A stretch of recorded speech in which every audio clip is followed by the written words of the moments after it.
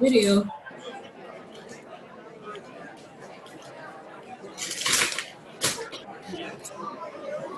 Okay, I think we want to get started. If you can try to find a chair or a place to stand in the back. Looks like we're standing room only. Wow. So thanks everybody for coming out again for this meeting. It's been 6 months, I guess, since we were here back in January to see the You can't make that bigger. first discussion around the development of Luther's lower campus. My name is Sherman Eagles. I'm one of the co-chairs of the Community Council and one of the co-chairs of the Land Use Committee. We've had a small group. I think we mentioned that last January we would have a group that would be meeting with the developers. And there have been about a dozen of us that have met, I think, 3 or 4 times since then with the development team. Looks like they're all lining up here. And so I would just like to ask the people who are on that small group from the neighborhood to stand up so that people can see who it was that was on that team. Would you all stand up? All right, thank you.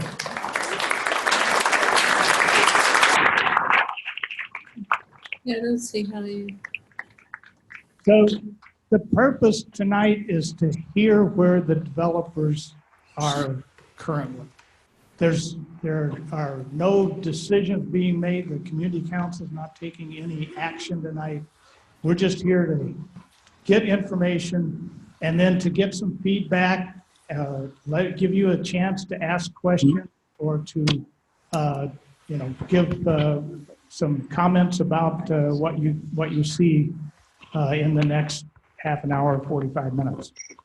So I'm going to turn it over to them and let them get started and do their presentation, and then we'll get back up and we'll take some questions and comments.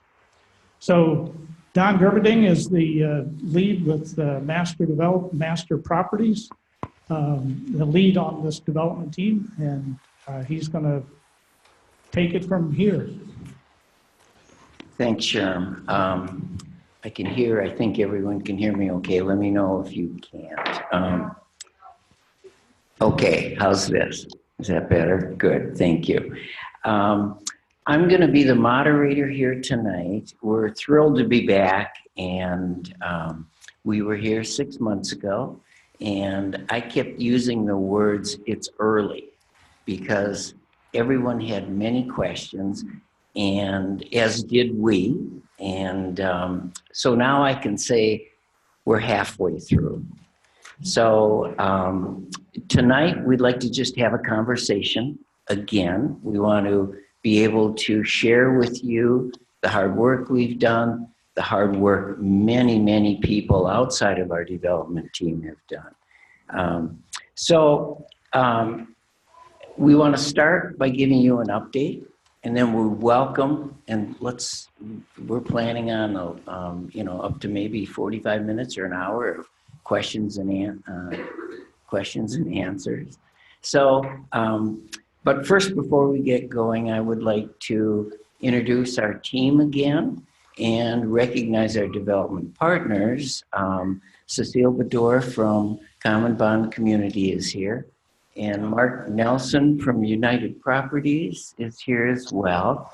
And the third development partner is a partnership between Simic Realty and Master Properties. And Doug Simic was not able to be here tonight. And I'd like to recognize some people, of course. If either of the city mayors are here tonight, thank you. Councilmember Mitra Nelson is here. And the people from Lauderdale, their working committees, as well as the people from Luther. And Ted Davis from Davis Communications is here. He's been helping us a great deal.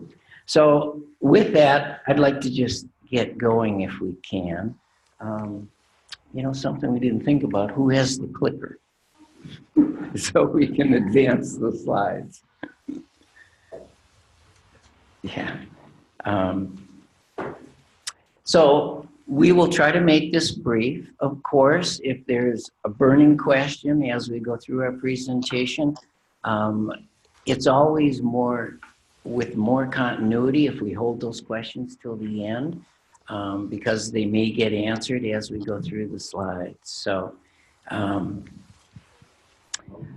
okay, let's go back to page 1, if we can. Can that row of lights be taken down? Yeah, is there a reflection? Sure. Well, easier to see. Easier to see. The lights just above there. There should be a switch for that.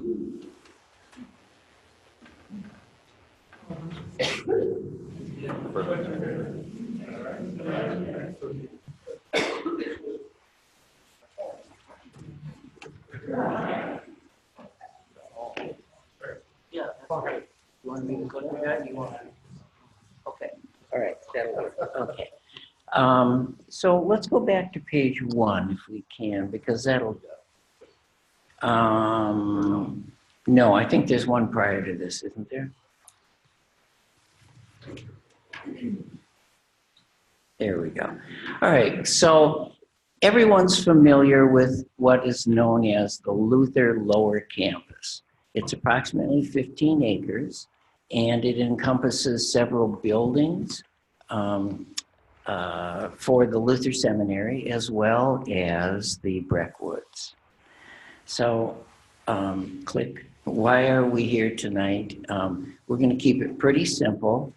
Our agenda really is to review the progress we made to date, to show what we've achieved together with the St. Anthony Park Steering or the Advisory Committee.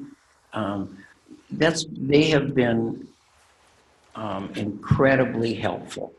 And we kind of have a saying in our company that says, we like to design with you, not for you. And they have been helpful in every step of this process. To discuss next steps in the process, we started early, we're now halfway through, and what are the steps coming up? We're going to talk about the site analysis and the design principles, which we've been able to elaborate on and now define. We want to talk a little bit about the regional partnerships that we've made over the last few months and those agencies. We've discovered a significant issue that it's only appropriate that we deal with at this time, and that's stormwater for both the site, the neighbors, and it's really become a regional awareness. The physical plan and the design approach, the design achievement outcomes. We want to talk a little bit about the Breckwoods, and then again, we'll wrap it up with where do we go from here. Okay. Yeah. Hi, I'm Max Heitzman. I'm with Master Properties, partner with Don. I'm just going to spend a few minutes going through how we spent the last 6 months and getting from the bubbles that we presented in January to what you'll see later tonight. So when we left that meeting, very encouraged, excited to work with this great engaged community. Felt like we all, were fairly in line with our goals and realized the potential of this wonderful piece of property. We heard from the St. Anthony Park group, and as Sherm mentioned, in an effort to make that a size of a group that's reasonable and manageable to work with on a frequent basis, they created the St. Anthony Park Advisory Committee, who over the last 6 months, as he mentioned, we met with early on to discuss process, and then we met monthly from there on once we had started to get into our actual design and had something further to discuss besides bubbles. At the same time, we had heard from the Breckwoods group and know that there's a lot of desire to maintain and preserve those woods, and we feel the same way and are very excited to do that. And we've spent some time with them, met with them, and had ongoing conversations with them. But as we dug into this, we found, we also knew that we had immediate neighbors, development partner neighbors, with health partners and Lutheran Social Services, LSS, from here on out. So we proceeded to meet with them, and were encouraged with their appetite for taking the big arrow you saw coming into the site and that bubble diagram and potentially turning that into an actual access. They also, LSS has drainage issues, they have parking issues, they may expand at some point, they can go up a story or two. And so in working with us, we can help with their drainage issues and also help with some of their parking issues potentially. Health Partners, who owns the ball fields down below our site, they are uncertain of their plans, but potentially plan on developing that sometime in the future. And again, they will have parking concerns and drainage concerns, all of which, if we work together, we can come up with what would potentially be the best solution for everyone. And then we get to something that Don had touched on, which is drainage. We spoke with the Greenway Gable, or the Greenway apartment buildings, the apartments down below us, and learned they have enormous flooding issues within their building. Their buildings actually flood numerous times a year during large rain events. And about the same time, we met with the city of Lauderdale and the watershed district and learned of the plans to improve what they call the Seminary Pond, which serves 4 acres of our site. Rhonda, our civil engineer, can get into it more, but 128 acres off of our site. And they're going to improve that pond, but not to the extent that would really solve the apartment building's problems. And that's when we really started to realize the depth of the drainage issue. So with all of this, we started to realize that, you know, with LSS, Health Partners, the apartment buildings, the cities, the watershed district, if we all work together to create a project that goes beyond just the 15 acres that we have, but is rather the 30 acres that encompasses all of our sites, we can really create a project that we all feel is the best, has the best access, hopefully solves the water issues as much as possible, and meets everyone's collective goals for what this site could be. So we've spent the last 6 months chatting with those different groups and making sure they're on board kind of with what we're talking about.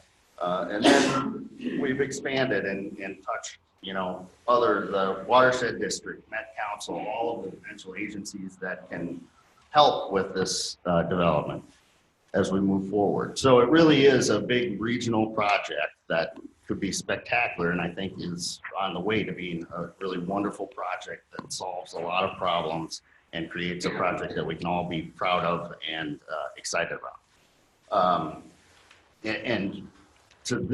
And we've just started to touch on the actual city processes, and we've met once with each city briefly to present what we've come up with the rest of the development partners to start to discuss, okay, well, how might we go through your processes to get this approved? So we're excited with that. I will hand it off to Andrew, who can start to get into a little bit more exciting business. Thank you.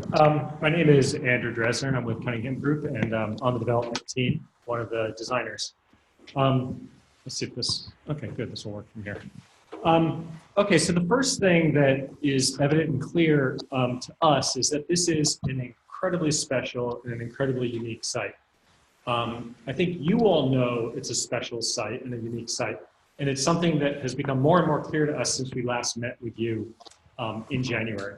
We know it will always be remembered as the Luther campus or the Luther site. It'll always have that legacy with it.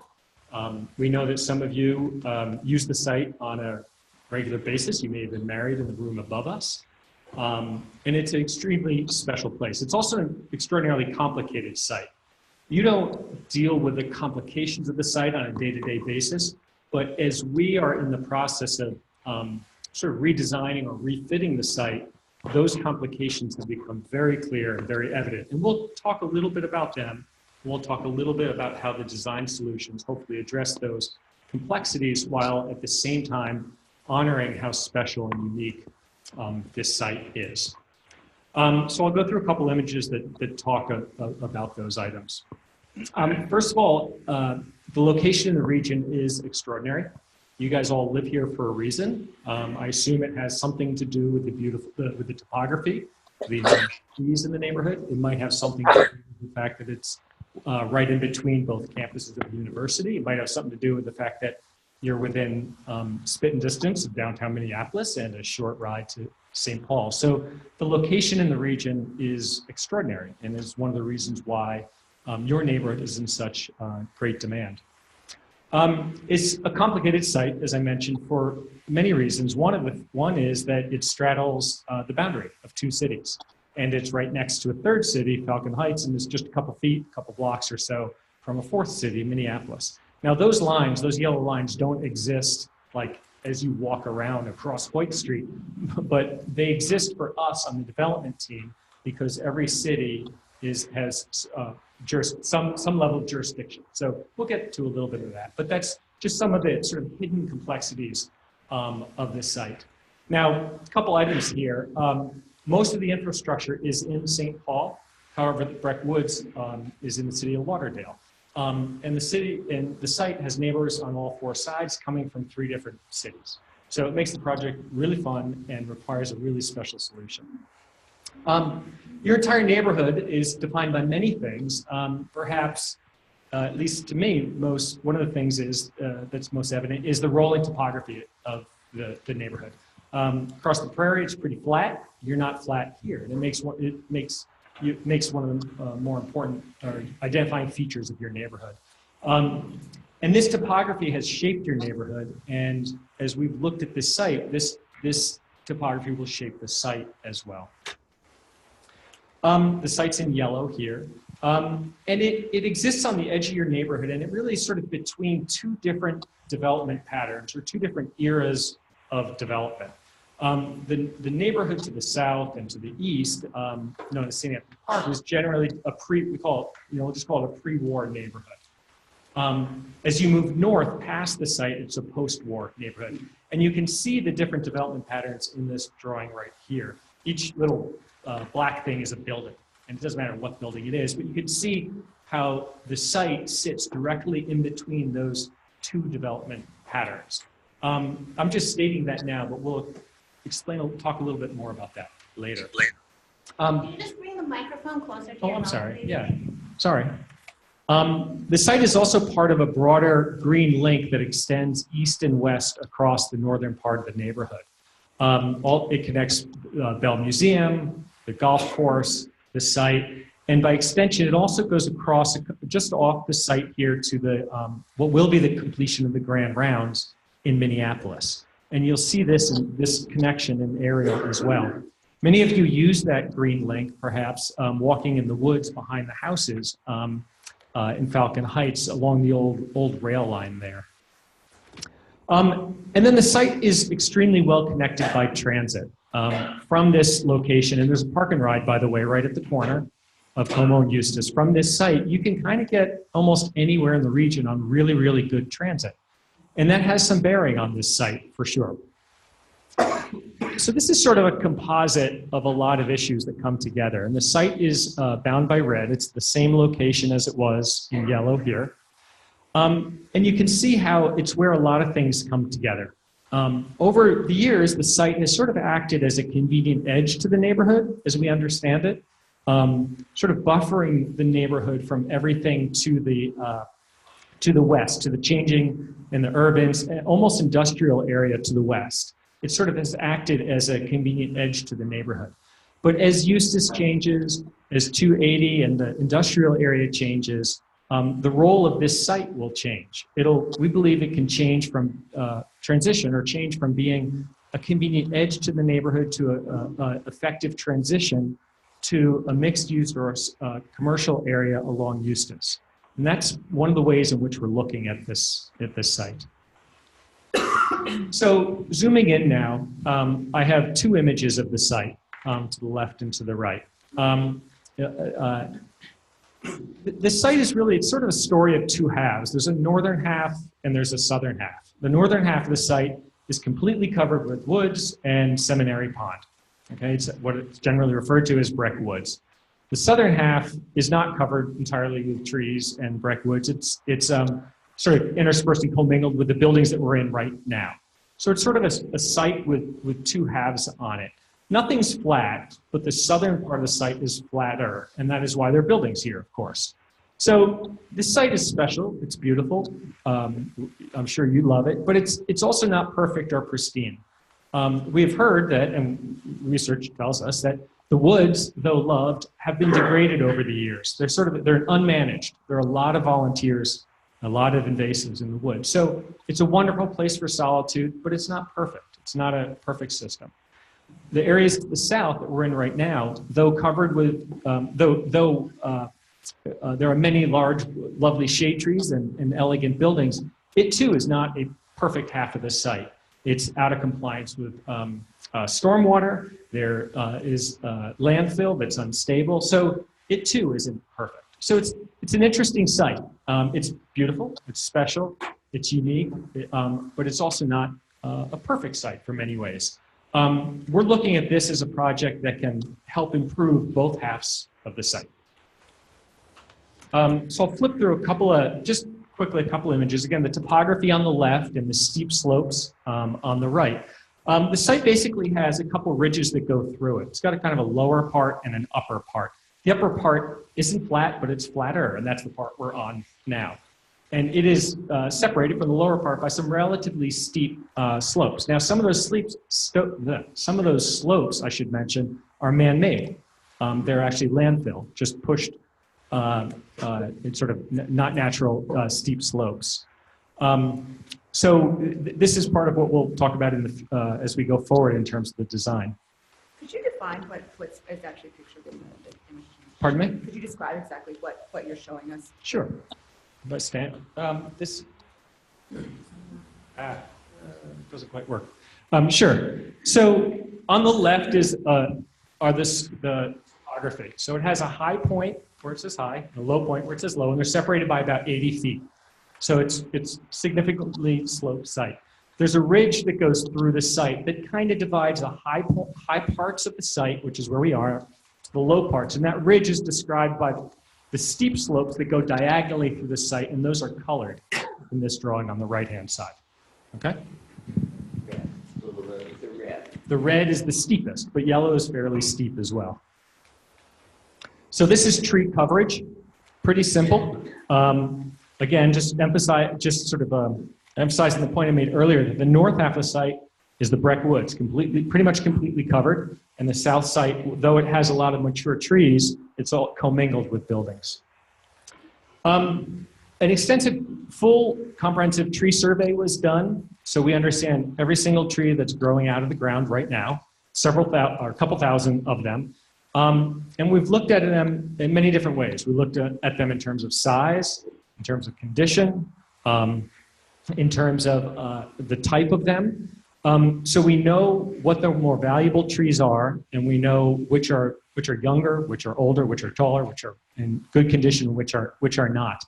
And of the trees out there, there are a lot of volunteers and invasives. Okay, and that just speaks to that issue of how this area to be improved has to be managed. Getting off the site for a little bit, we spent some time in the neighborhood just to kind of get an understanding of the fabric of the architecture of the neighborhood.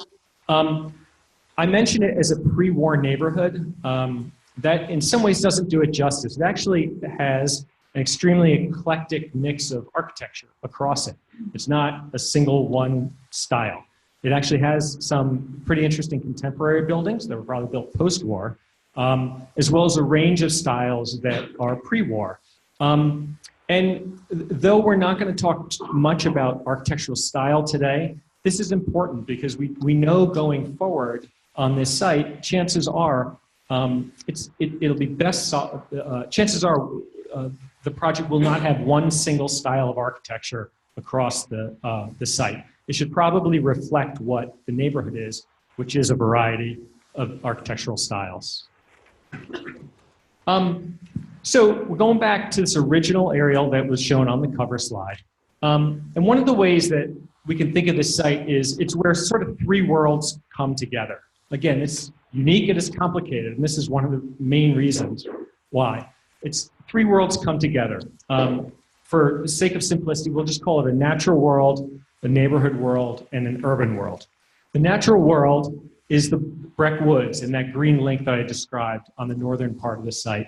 The neighborhood world is generally the St. Anthony Park neighborhood to the south and to the east. And the urban world is the changing world down on Eustis and around 280. And these areas all come together right here on the site, okay? And that gives us some clues as to how to think about the site going forward.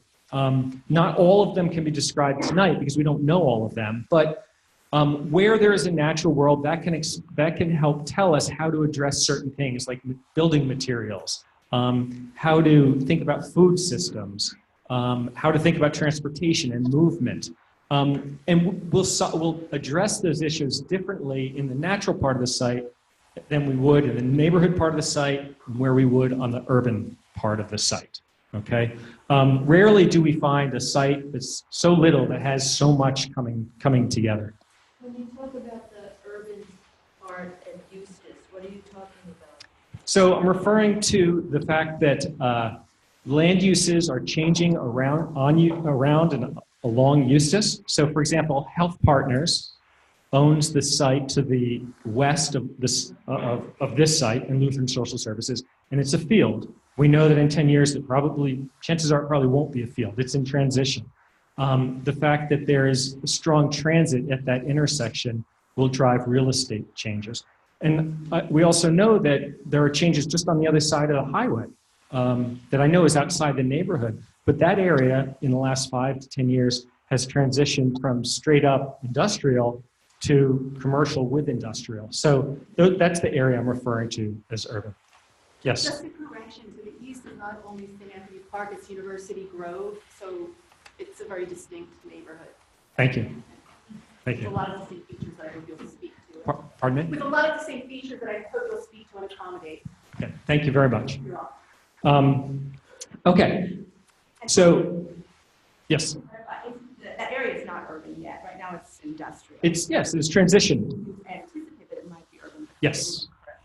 Yes. And when you say it's also well connected by transit, how many bus lanes? Is it 3? I'll go to the one that shows it. The parking lot? Several of them come together. So from my understanding, the 30, the 3, and the 61 come together there. And then the 87 runs, I believe, north-south on Cleveland, Larpenteur. That's correct. And the discussions you had with Health Partners, I mean, are they thinking about just, because their clinic, they're thinking about it as a clinic site? The same that they already have, just a more modern clinic site. So we have had discussions with Health Partners, and at the moment, I don't know a huge amount exactly what they're doing, but generally speaking, they're looking to develop a similar clinic on the other side on that site. Yes, yes. And we're working to coordinate with them to solve stormwater, access, et cetera. And I'll talk a little bit about that, though they don't have specific plans yet. Okay. Let me get back to where I was, and then I'm going to turn it to Rhonda. So we've developed 5 basic design principles that are sort of our compass or our meter going forward. The first one is to work with topography. I've sort of talked enough about topography, but when working with topography can mean a lot of things. It can mean using topography to set up views. It can mean setting buildings into the topography so that you reduce the vertical impact of them. It can mean using topography to create ways through the site. So working with the topography is one of the interesting parts of the site, and we want to make sure we honor it and work with it. The second is to preserve and enhance as many of the resources on site as possible. What are those resources? Some of those resources are natural, some of them are man-made. So this project is doing its best to preserve the Breckwoods. That's one of the natural, not just preserve it, but improve it. We're also, and I'll talk about it, but I'm going to blow the lead right now. We're looking at preserving this portion of this building right now. So the auditorium and the chapel. Okay, I'll get to that in design, but that's another one of the resources we want to preserve. Several of the larger trees on the southern part of the site we are working around. So there's at least 10 that are over a foot out on the front here that we're looking to preserve. There are several just out of the building here that we're looking to preserve, large oaks and cottonwoods. So these resources, we want to preserve them. Another design principle, the third, is to reflect and to define the edges of the site. Okay, what does that mean? So the site has edges. We'll just say, for the sake of simplicity, it has 4 edges, a north, south, east, and west edge. We are looking to mirror or reflect the eastern edge of the site, which is along Fulham. We're looking to preserve and keep the southern edge of the site, which is sort of, I'll just call it the campus edge of the site. It's the one I referred to. There's got 10 large trees or thereabouts along it, along Hendon. We're looking to preserve the north edge of the site, which is the woods, and we're looking to define the western edge of the site. And we believe it's important to define that edge of the site because that's the edge of the site that changes the most. That's the one that transitions to the urban areas that I was referring to before. So going around the site, treating each of the edges differently. The fourth principle is to keep people in the middle and cars on the outside or underground. Okay. Again, we'll talk in detail about what that means, but essentially, we want this to be a site where people are comfortable and cars exist, but they're kind of tamed and they're reduced, okay? And they're not in sight. And we can do that by managing access and by putting them underground. And then the final design principle is to create a porous site, a site that you can move through in both directions, both east-west and north-south. Right now, I think generally speaking, people move through the site in a north-south direction. I see a lot of people coming out of the woods with their dog and they walk, in this direction. I don't think a lot of people are going through the site east-west from Fulham all the way down to Eustis. But we want this site to become porous and to be accessible in that way. So these are 5 design principles going forward that we keep in mind. Now, Rhonda is going to talk about some stormwater. Hi, I'm Rhonda Pierce with Pierce Pini, the civil engineering for the project. One of my most exciting parts are the stormwater management part. It's a complicated, keep hearing that word, but it is a complicated and challenging and also exciting site for stormwater management. This graphic is showing that we're in the Capital Region Watershed District, but we also have other regulatory agencies with both cities, the Minnesota Pollution Control Agency, and we've also been talking with Met Council and the University of Minnesota so that we can look at a variety of sustainable stormwater techniques that might fit for the site. Also, the neighbors are experiencing flooding. We have some clay soils. We have a large elevation change and water's running from the east to the west and flooding downstream to the neighbors. So we have a lot of constraints that we want to look at and try to solve together. Next one. This picture here is showing the Seminary Pond watershed that is draining to that pond on the north side of the site. Capital Region is working to make improvements to this pond, and currently this is showing 128 acres going to that. Next one. Back one.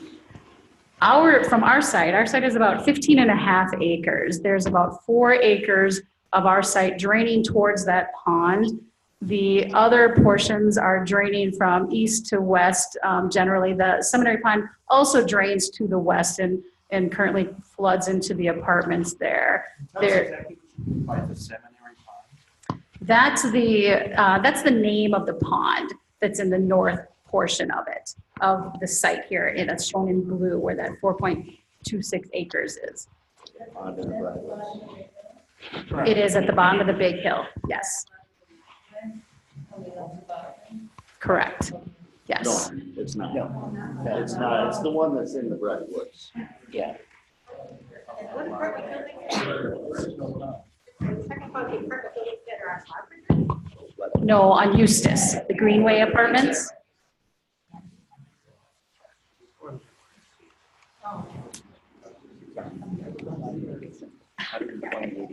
So there's 128 acres that are draining to that pond, and then that pond drains through storm sewer to Eustis and drains south. The storm sewer is undersized, so this is a regional issue that we're trying to look at. And our development is going to reduce the amount of water from that 4 acres going towards Sunday Pond. So that's going to help improve what's draining to it. And the rest of our site, we're going to manage, treat, clean, and filter water, and also look at reuse possibilities. If I could add here, when this became apparent to us that the water drains down the slope over the hill and affects the neighbors to the lower elevations, if one were to just address this site in isolation, it would create more problems for the surrounding community. When our investigation uncovered that the size of the pond is woefully too small because 128 acres drain into that little dish, that little teacup. Pierce Pini did a study and said if we turned the entire 15.5 acres into a pond, that still isn't large enough to solve for the 128 acres that drains right here. So that's when it became abundantly apparent to us that we can't even pretend to do a good job on this 15 acres unless we engage others. And so that's what we've done to go in and make this a collaborative approach. And it really is a regional issue. We've met with Met Council, the Watershed District, we're meeting with Ramsey County, we've been in the mayor's office. The idea is that we want to get everyone to say, recognize and address a problem that needs to be solved. Can it be fixed? Yes. It's a design issue and it's an infrastructure issue. What are the orange arrows? We'll get to that. Thank you. Excuse me, Yeah, go ahead. on this map, I get disoriented really quickly. Can you tell us which streets are which? Sure. Sure. Good timing, because we're going to see this map several times. Okay. So, you see the finger going? Yeah. So this street here is Hendon. Okay. The site, by the way, is everything in the middle here. This street, a little tough with my finger. This street is Fulham. All right. And this is Hoyt. And this is Eustis. And that's Como. Okay? Any questions on orientation? Where are we right Get you now? Okay. You are in this building that is right here. You're in this building right here, the lower right-hand corner of the site. Northwest Hall, is that the name? Yeah, Northwest Hall. Okay? Northwestern Hall. Okay? Does that help? Oh, yeah, it helps Okay. a lot. Okay, so this was the image that we left you with in January. There's a bunch of bubbles and arrows on a map, and it was sort of our first take before we did all the analysis of what we sort of just initially thought this site, how to think about it. And basically, what it describes is the story of pushing all the development to the south so that we can preserve Breck Woods and pull the woods through the middle of the site to a green that is shared by 4, 5, 6 or so buildings, okay? It also describes the story of access to the site. So Hendon, which is out the building that way, is a relatively steep street. It goes up through, and you can get into the site from Hendon. So we believe that this site is best served if you can get to it primarily from the west. Okay. However, the western side of the site does not touch a street. So the only way to do that is to propose a new street with new access. And so the other benefit of doing that is that through other people's property, through Health Partners property that is not designed and not developed yet. Okay. Now the other benefit of doing that, and we heard this from the neighborhood advisory group, is that it will send all the traffic out to Como and out to Eustis more quickly. And it won't exit it or access it through Hoyt, Hendon, or Fulham. And we think that's good because this will be a relatively dense, as we talked about in January, 400, 480 units or so. So to the degree that we can get the access to the site down to Como and down to Eustis without going through the neighborhood, we think that's good. And we think if we didn't do that, we wouldn't get out of this room alive. So, so this is the image. It was just a diagram that we left with you on January. We went through a lot of analysis that we've shared with you, and now we're going to talk about how it's a little bit more real, okay? It's nothing we've done, what we're going to show is figured out entirely. We still have questions, and we know you have questions. But we'll now show you how this diagram has morphed into something a little bit more real. The good news is, for us and for you, is that the diagram has morphed. It hasn't been like thrown away and we haven't started somewhere new. So this just takes a little bit more definitive look at it. So again, Hendon on the bottom, Fulham on the right. This is the building we are in now. So in many ways this resembles the previous drawing. It has Breck Woods preserved. It has 6 or so areas of development represented by those circles. And it has these arrows coming into the site in the same place. So we have had discussions with Lutheran Social Services, which is right behind us, as well as Health Partners, to develop this idea of a new road into the site. We'll call it Brompton, because it's an approximate extension of Brompton, not quite perfect, but we'll call it Brompton, that goes right in between Lutheran Social Services and Health Partners and can access the site. But it doesn't access the top side of the site. It accesses parking that goes under the site. And I'll show that again in a little bit. Another piece that we have developed quite a bit since January is, I talked earlier about that central green that you see, that's just a silly little bubble in this drawing, in green, right in the middle of the site. Well, we're proposing that silly little green become a real village green right around the existing maintenance building, which is just out the way here. Now, if you, on the way, when we're done tonight, I encourage you to go out this door and go up to the maintenance building. And right now there are a lot of parking lots around, but again, I talked about these interspersed large trees. Most of them on the bottom, many of them on the bottom part of the site are right outside that maintenance building.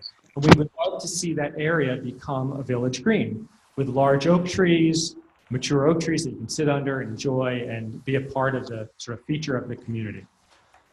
So those 2 red boxes represent 2 of the buildings or parts of the buildings to preserve on the site. One being this thing we're in right now, the auditorium and the chapel, with a building wrapped around it. I'll talk a little bit about that. The other being the maintenance building, okay? So the diagram evolved a little bit to become this. Now I'm going to go into a little bit more detail about what is what and where they are. Can you explain what the small red arrows are? Sure. Sure. So the large red arrow is the new access along Brompton, right? Talk about that. The 2 small arrows, we'll call those Luther Way, okay? One is an extension of Hoyt that doesn't go all the way through the site, and the other is the existing drive that comes up off of Hendon that also doesn't go all the way through the site. So Luther Way, as we're calling it now, goes from Hoyt to Hendon, but it is interrupted in the middle by a green street, what we're calling a green street. So there's no through traffic through the site. So these access points currently exist, and the one coming off of Como does not currently exist. That's a proposed extension of Brompton. Yes? Planning Office of the University of Minnesota? Not on this project, but I know her quite well. If you're going to access point off Hoyt into a development of 400 plus units, the university is going to have a seat at the table. So the access off point doesn't get to 400 plus or minus units. And I'll explain that in a moment. It's a good question. And we were very careful about that. Okay. Pardon me, I have a question. Yeah. We have two questions. If you move back a slide or two. Sure. You had one more slide. What are the yellow dotted lines for? Those are just trails. So that speaks to creating a site that's porous and a way to get through the site and down to the woods Walking trails. yeah, walking trails. So You guys are way ahead of me. I'm going to explain that too. I'm no expert, but it seems to me that most of the flooding comes from the U of M golf course, which is on the other side of the trolley tracks. Mhm. And it's connected to the Breck Woods by a big tube Mhm. that lets the water flow into there. There is no lake there unless it's raining. It's just a pile of rocks. Why wouldn't you put a retaining pond on the outside the space? Why wouldn't the U retain the water? Well, that's part of the bigger 128 acres of drainage. And Capital Region is studying that, and they're making improvements to that northern pond from that outlet. They're also making some improvements at that outlet because that is draining everything. It's an ugly swamp. And what you show as a creek there is really a bunch of peaky standing water. If you took the culverts out, you think that would flood? It would flood, it would engulf the entire Breck Woods. All right, I think we don't have time to get into discussions about that. I think we need to let the team finish their presentation, and then we can talk about some questions. But I don't think we're going to be able to answer why the university doesn't do something. Okay. So what are we talking about here? The goal here, one of the many goals, is to create a multi-generational community.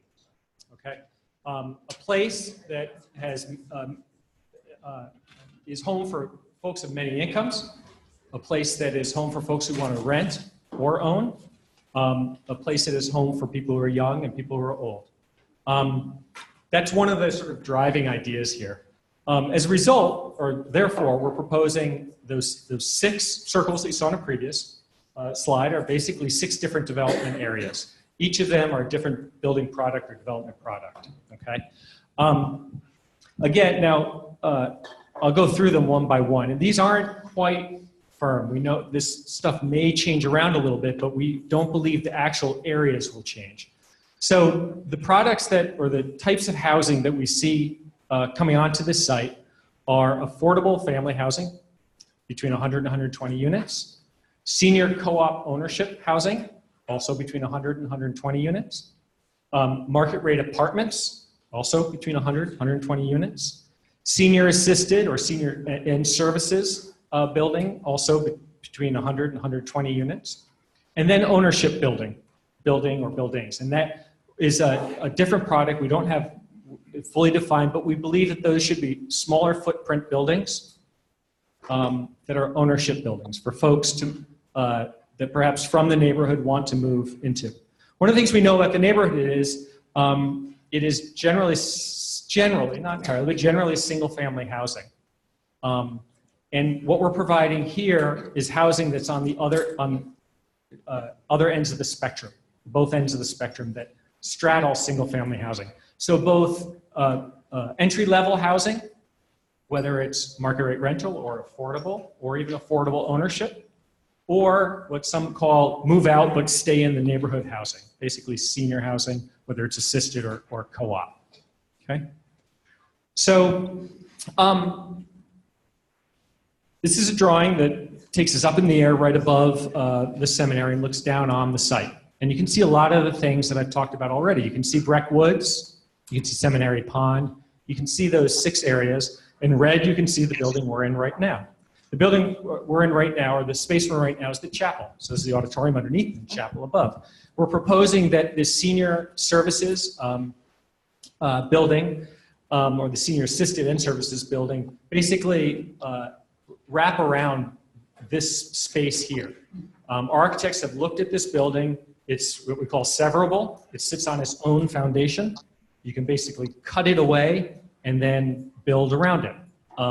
Chapels and spaces like this are common in senior assisted buildings. It could be something that remains open to the public for events similar to this. We think that's an important or a valuable nod to the legacy of the site, and potentially another way to sort of transition from past to future for this site. And then I also talked about the maintenance building possibly also converting into a community function as well. So again, going just around the horn, A is possibility for affordable family building. B is the senior co-op. C is a market rate apartment building. D is the area we are right now, which is. Can you see the labels? D is right here. We are in this building right now, senior assisted. And then the ownership buildings, which are E, which are on the top of the site. And we see those as smaller footprint cottages, perhaps, maybe duplexes, maybe triplexes, maybe fourplexes, but smaller footprint buildings that are up against the existing neighborhood. Oops. Where's A and B? I can't see that. So A and B. I don't want to stand on that. I'll probably wipe out. What's that? Okay. I'm sorry, this pointer doesn't work.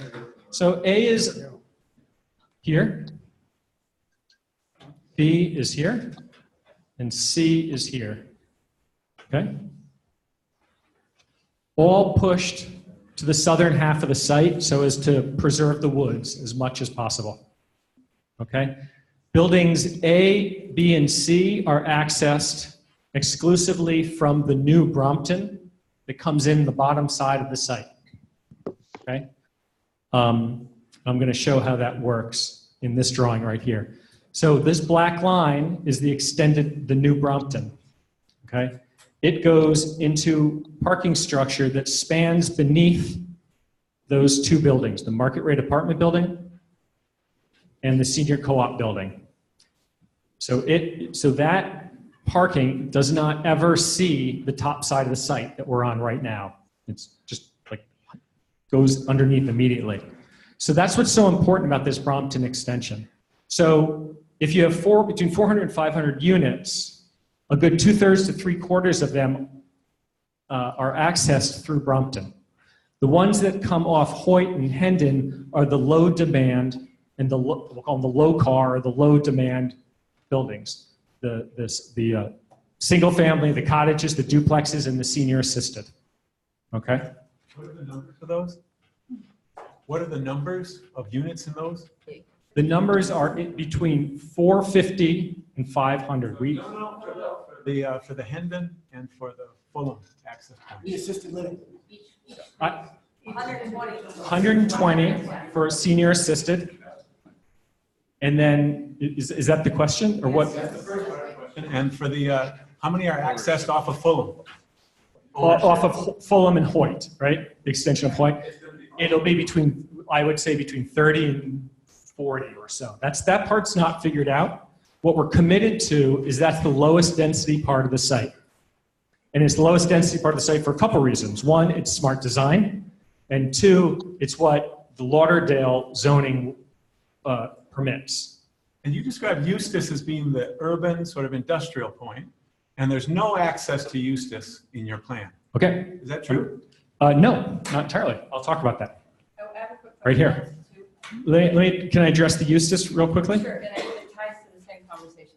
Go ahead. Does the question tie into it? I'll take it if it does. As we talk about this, I mean, ideally, you're saying you want to route everybody through Eustis and this new Brompton, but realistically, I still think Hendon and where Bart lives over there, we're going to get a lot of traffic coming through, accessing it from the U of M. They're going to come through. It already comes through today. So my question is, are there any plans to do anything to the existing streets to maybe deter traffic or help slow it down or something? Because we already get people racing up Hendon.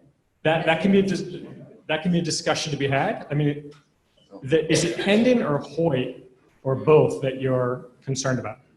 Fulham, Hoyt, Hendon, all of those. Those are going to Okay. see increased traffic. All of them. Hendon was popular up through. I mean, Hoyt's direct, that's would be a Hold on, direct out. hold on one sec. Yeah.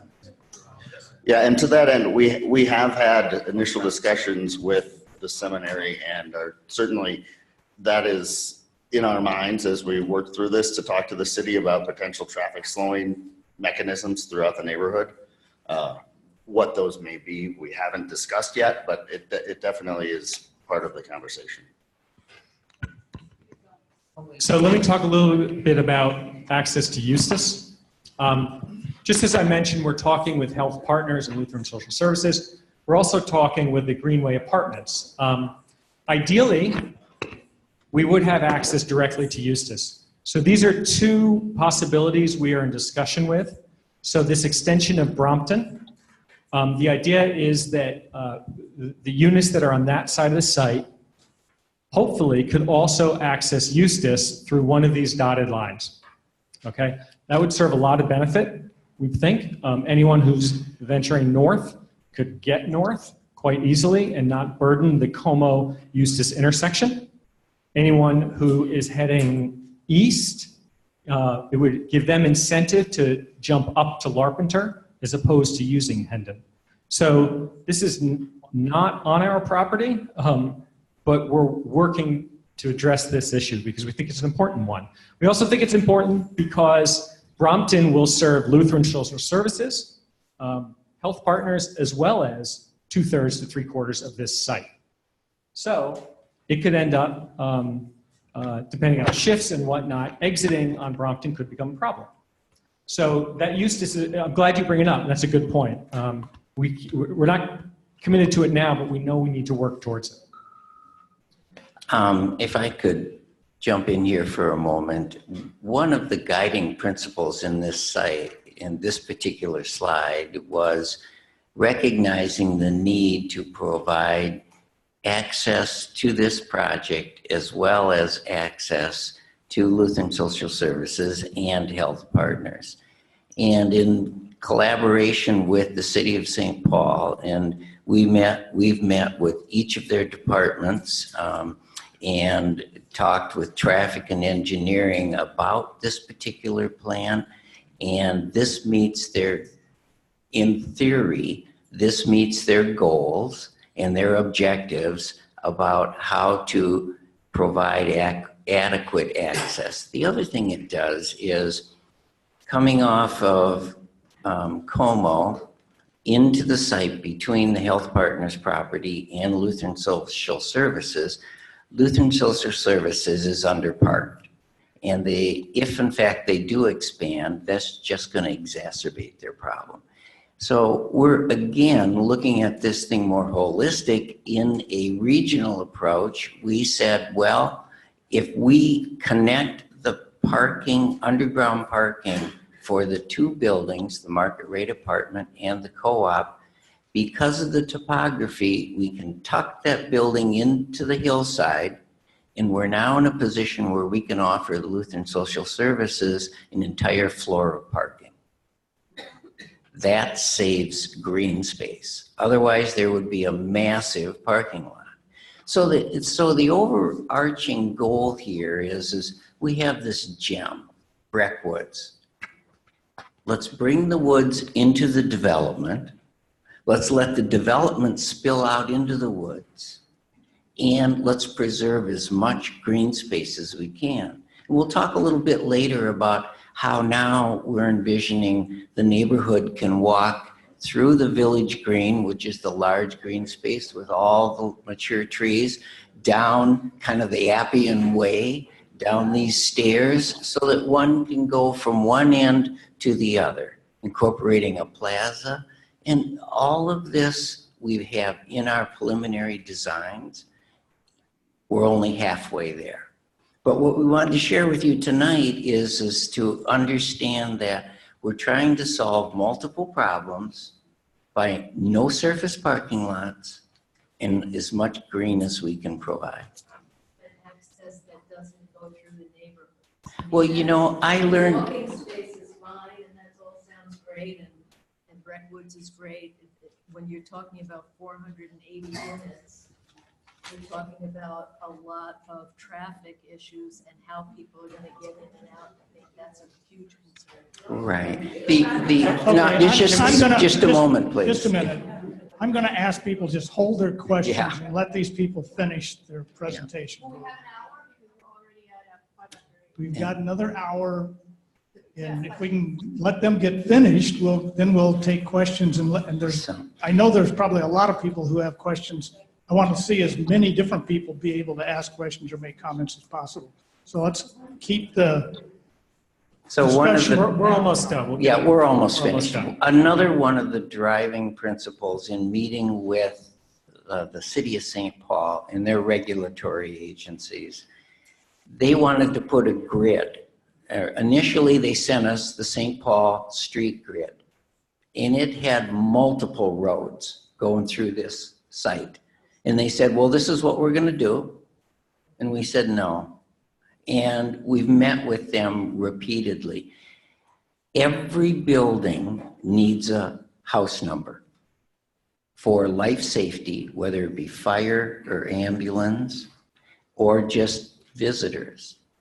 So in order to do that, one would see multiple roads through the site. Working with the city of St. Paul, we came up with a way that we could extend, and if you'll look at the slide on the right-hand side where the chapel is and where the assisted living, we have an extension that goes in, and also from Hoyt, we have an extension that comes in. Notice the red. The red is, we're going to build a road, we're proposing, and the city likes this idea. We're going to build a roadway, but we're not going to put curbs on it. We're not going to put asphalt or concrete on it. We're going to do a pervious roadway system that's green. Now, why do we do that? We do it for two reasons. The first of which is it isn't a through street then. Second is it's fully accessible by life safety vehicles. The fire trucks can drive on it. The ambulances can drive on it. It becomes a Woonerf. A Woonerf is a Danish term about a roadway that can function as a roadway, but it's defined by benches and planters and its pathways and its green space. So that gives us the ability to provide what we're very excited about, calling it the Village Green. That Village Green will have a large patio and a drop-off area, but remember, 3/4 of the people are coming in off of Como down below. 1/4 of the people who are the assisted and the memory care who don't drive too much. Those are the people who come in off of Hendon, Luther Way, or an extension of Hoyt. Again, we're halfway there, but these are the concepts under which we're trying to provide a thoughtful development. I'll just say just a word about open space and connections, and we'll wrap it up here. So we've talked about buildings. We know just as important, in fact, more important than buildings are the not buildings, the places in between buildings, places where there are no buildings. We talked about the woods. There are no buildings in the woods, and we think that they should be preserved and improved. We talked about the Village Green in the middle of the site, right outside the maintenance building. Don talked about how that'll be connected to the woods through this green street that's in between the two. I'm calling it the knoll, just because that's the only word I came up with. The knoll, or the campus edge down on Hendon, essentially no change. Okay, it's just out there on the way up. There's at least 10 trees over 1 foot in diameter, all preserved, place to sit under the trees, read a book, whatever. We're proposing that there be a patio or an entrance to the chapel and the auditorium at the corner of the site that is welcoming. This is a place that can access the cafe that is perhaps inside the senior assisted building. So it's sort of the welcome to the site from the neighborhood. It also preserves and maintains existing patterns of the way people get into this building right now. So the site will have a lot of public green space. And each of the buildings will have a courtyard. And those courtyards will also be open, generally open to these green spaces. So the affordable, the senior co-op, the market rate, and even the cottages and the ownership on the northern part of the site will define their own semi-private, semi-public space that'll be adjacent to and connected to one of these green spaces. That's important because that's where you encourage gathering, that's where you have placemaking, that's where you have that sort of important civic infrastructure for things like this to happen, meetings like this to happen. And then finally, just the last one is, I talked about a porous site. So this describes how we think in the future you can get through the site. Not all the same type of path through the site. So we think there needs to be a bike connection from the top part of the site to the bottom part of the site, from Hoyt all the way down to Eustis. A bike connection is different from a dirt connection, path connection.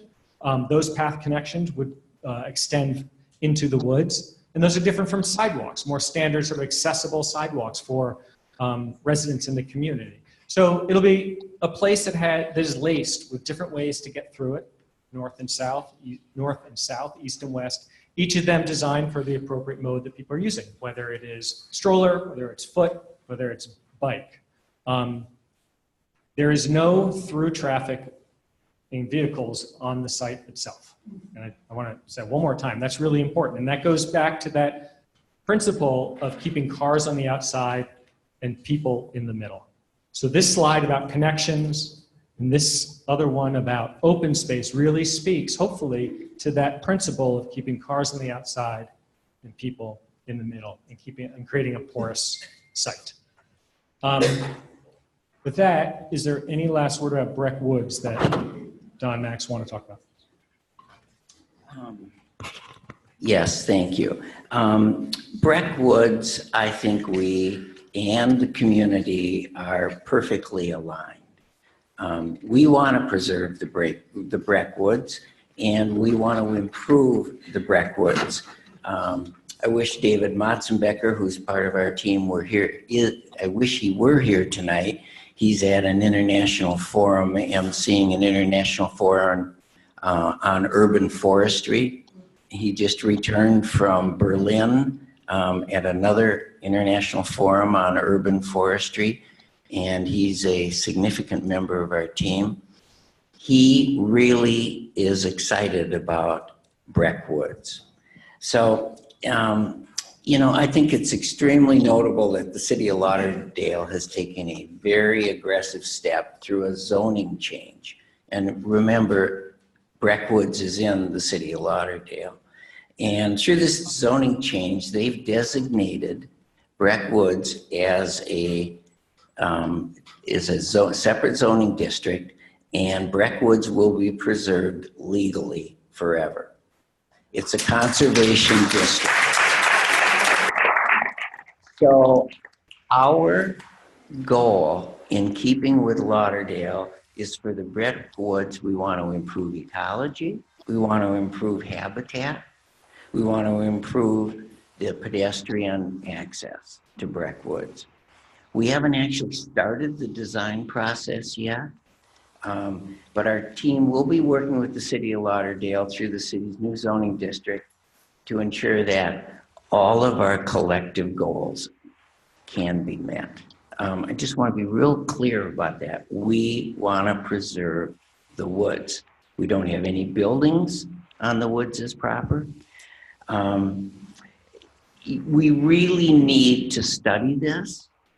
The woods has some degradation. There's a lot of buckthorn, invasive species. It just needs good management. It needs some healthy cleaning so it can grow better. With respect to the habitat and the animals that are currently there, through the university, through Mr. Matzenbecker, and through our consultants, we've got the brain power to figure it out. All we have to do is just put in the effort. So next time when we meet, and Max will talk about next steps, but next time we meet, we hope to have more detail on what that means about preserving the Breck Woods. So thank you. Next steps. Yeah, next step. All right, I will try to keep this brief so we can get to the questions. Just quickly for our next steps, we are under contract with the seminary. We as a team are working to go through what would be our first go, no go, if you will, where we have some preliminary pricing and understand the economics and what some of our needs may be from governmental agencies, help from different groups, and determine if we're able to afford this. I think we feel very strongly about our design. We've worked hard to come up with something that we hope everyone feels is a good project. It's also not cheap. So we will be working with the City of St. Paul, Met Council, Ramsey County, to see where there may be some assistance available to help move forward with this project and help also work, and help solve the drainage issues that we have regionally. So our next steps will be, you all have seen this for the first time tonight. We'll welcome your comments, questions, feedback.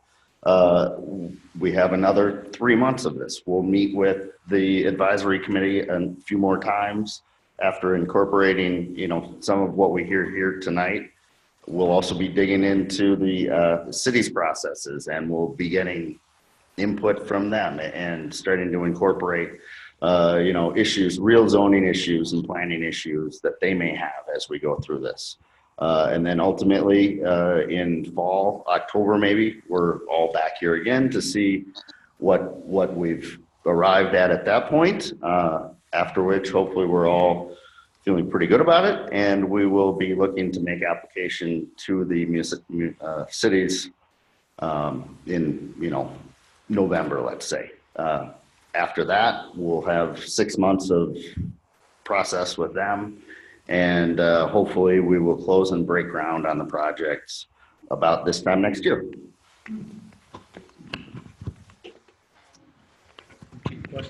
Yes, let's open this up for questions. Yeah, let's get the microphones. Where's the other? Yeah, that one. So who's gonna? Let's give this one to Walker. Who else will take the microphone? Are you gonna pass the microphone around?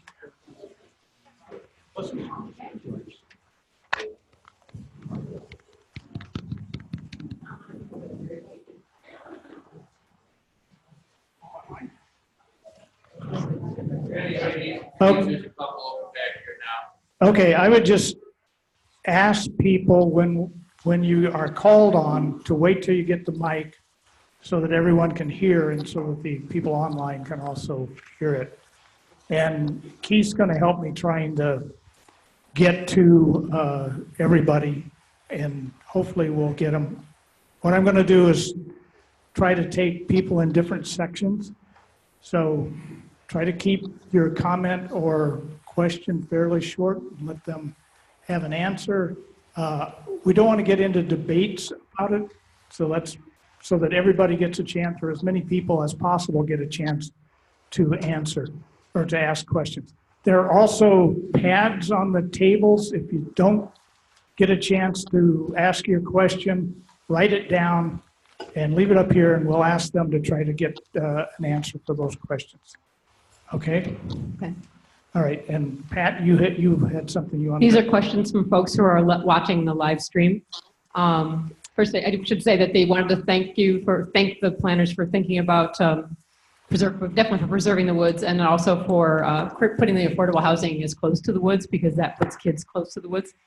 One question was if you could talk about the heights of the buildings, and particularly they were talking about the ones around this building, the preserved part of this building that are right at the intersection. And then a major question was, another, maybe I should just wait for a second question. That was the first, heights. Okay, I think that's best answered. Sorry about that. I think that's best answered with this image here. First of all, we're going to look at the site. So this is three-dimensionally. We're going to look at the site two different ways to talk about building height. First, we're going to look at it in the east-west direction and then in the north-south direction, okay? So if you take just a cut through the site in an east-west direction, straight through this room, like if you cut straight through this room right here, that's the drawing on the top. I gotta stand up, I'm sorry. That's the drawing on the top. So I talked earlier about this large drop in the site, 60 feet or 80 feet in some places. That's why Fulham on the right-hand side is really high, and you're really low down here. You know, the lower part of the site is Lutheran Social Services. So the affordable family building is 5 stories. The market rate building and the senior co-op building is 6 stories. The senior assisted building, which is the building that would wrap around the chapel that we are in right now, is 4 stories. And then the market rate for sale ownership buildings, which are along Fulham, out the building in that direction, are 2.5 stories. 2.5 stories, similar to what's on the other side of the street. And that is shown on the bottom drawing. So this bottom drawing is basically an elevation of Fulham Street. So in blue are existing buildings or structures. So this is the chapel. In yellow, you surround the surrounding the chapel. Existing buildings on Fulham off the site, 1563, 1568, or, you know, going down the way, are 2.5 story buildings. And we're mirroring that with 2.5 story buildings coming down Fulham south of Hoyt. Okay? So I know that was long-winded. I could have just said 5 stories, 4 stories, 3 stories, 2 stories, but I want to give it some context and explain it. So is this available online someplace? What you've been showing us? I will, not at the current moment is not, but I'll defer to. Okay. Pardon? I can put that on the council's website. All the slides from the top, that would be great. This deck will be online through the Community Council website. I'm saying that for the people online. The other question from the folks online was, I'd like to know how the plan addresses light pollution as it is now. Luther Seminary has added some lighting that is extremely bright. I can only imagine what the lighting might be like with all these new buildings. I think I can answer that. It's not early, but it's too early for that type of detail. One of the design items that cities have become more and more conscious of and are addressing is lighting standards. So lighting is not invasive. A photometric study is required of every building and all the lighting that surrounds that building. And it can be incorporate techniques such as downcast lighting rather than lights mounted directly on the face of the building, and actually different wattages to create an overall photometric illumination plan. And so, of course, that will be part of our analysis. Okay, let's let the other people get some chances. We'll start here and then work around. And please wait to get the microphone. Go ahead. Hi, my name is Mary Howvey, and I live at 1478 Branston Street. I introduced myself at your last meeting. I live right across the street from Monkey Island and right across the street from Luther's parking lot that they're planning on expanding.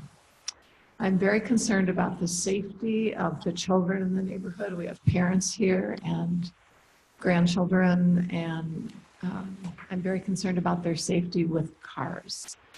And so my comment or question is twofold. One is, if you can keep traffic off from Hendon up by Branston, that would be wonderful. And my second comment is, has Luther talked to you about adding 20 parking spaces for their staff and or visitors to park? The Luther is not here. I know and that. I'm that's asking. not on the site. I'm asking if they have asked them to do that. I appreciate that, Sherm. I have been in many, many emails with Luther about the parking, and I'm just asking, if they haven't asked you, I would ask you to ask them if they need additional parking.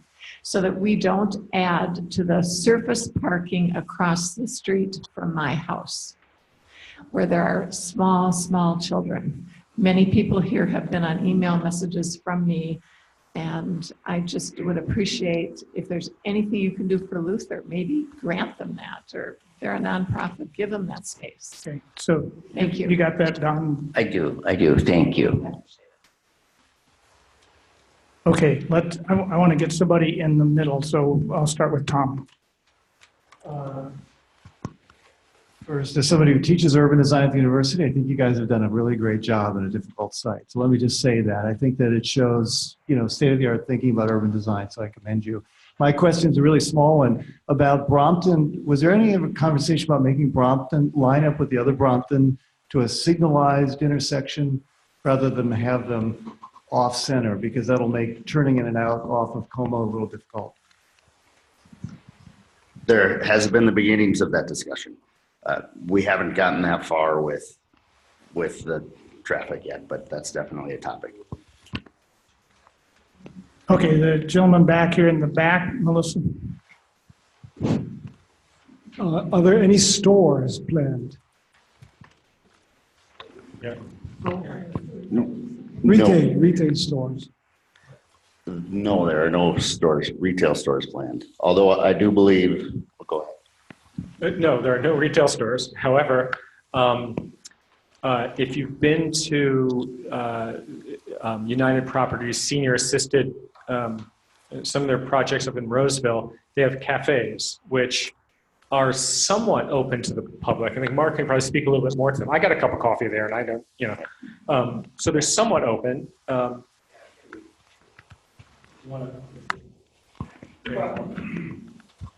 Yeah, I think we are very open to the neighborhood and the public being part of this development, and so that is a detail that we need to work on still. But yes, there will be food services in the assisted living building, which is adjacent to the public green there, and so that is an idea that we're talking about is how can we open that space up to the public. So I expect that to be part of the design. Yeah. Okay, I'm gonna Has anybody tried to estimate the increase in traffic on Hoyt that this design will create? We will engage a full engineering traffic study for the entire site and all the surrounding tributary roadways. And that's an empirical study that will identify current use, historical use, projected use, and they're pretty accurate. So that will be part of our process.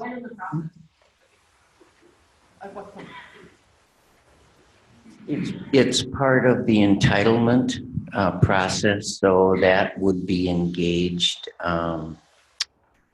when we start our land use applications with the city, so September-ish. okay. There are a couple other gyms besides Breck Woods. One is called University Grove, and the other is Northwest St. Anthony Park. I don't know if you spent any time over here, but if you'd like, come on over to my place on Grantham. It's just a few blocks over tomorrow afternoon. Sit out front with me and listen to the birds sing and the children playing and running across streets and whatnot. I guess my concern is just what is that going to turn Hoyt into? I mean, is there going to be a street light at some point in time? I mean, it would totally change the character of our neighborhood up there. And I just, no answer to that, but something to think about. Okay, so let's come back around to the middle here in the pink. I live in University Grove, a block east of Breck Woods.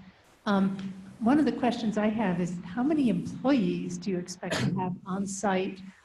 Assisted living and memory care units all require lots of employees, and what I've read about Common Bond is their buildings also have employees. And how many are exempt and non-exempt? What kind of wages will we see out of these out of these jobs as well?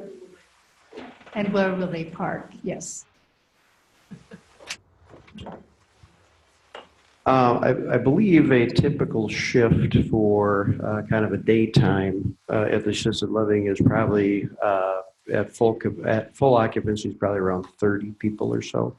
I would say at least half of those are, I mean, I don't know the exempt, non-exempt, but probably the non-professional hourly wagers people. The others are care attendants and givers and the RNs and the chefs and those types of folks, the managers.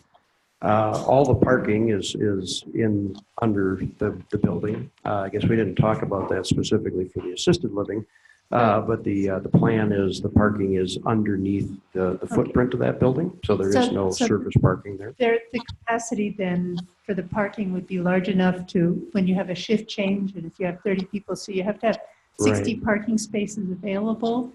Yes, right, yes, and given the size of that footprint, we'll have more than that down under the garage, right? Correct. Yeah. And then the senior cooperative really has very limited staff. You know, there's a housing manager and a couple of maintenance type of people is all that's really on staff there. And then I'll let you talk to Kamala. You know, I don't know exactly what it will be, but probably between 3 and 4, probably be 1 to 1.5 site managers there, as well as some advantage services staff. For the affordable, yeah. And the parking will accommodate that and a maintenance person. But my guess would be probably about 3 total. Okay, let's, the lady back here in the third row who's got her hand up.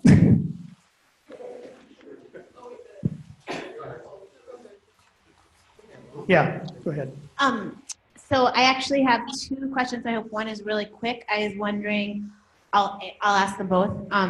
Is if all the parking spots in the ramp are free, or do they cost money, which would lead perhaps people to want to seek low-cost parking on residential streets off the site? And with each unit, is there 1 parking spot per unit or 2 parking spots for 2-bedroom units? Those sorts of allocation questions. And then my other question is about externalities beyond the immediate site in parking. Like, I actually live on the other end of Brompton, and Dean Fisher, do not want it to connect because we already have a huge speed problem and traffic problem in Brompton. There was just a terrible accident there last week. And if there's going to be a study of people are upset with the traffic at Como and Eustis, so everyone will come into the residential streets on the other side of Como. Thank you.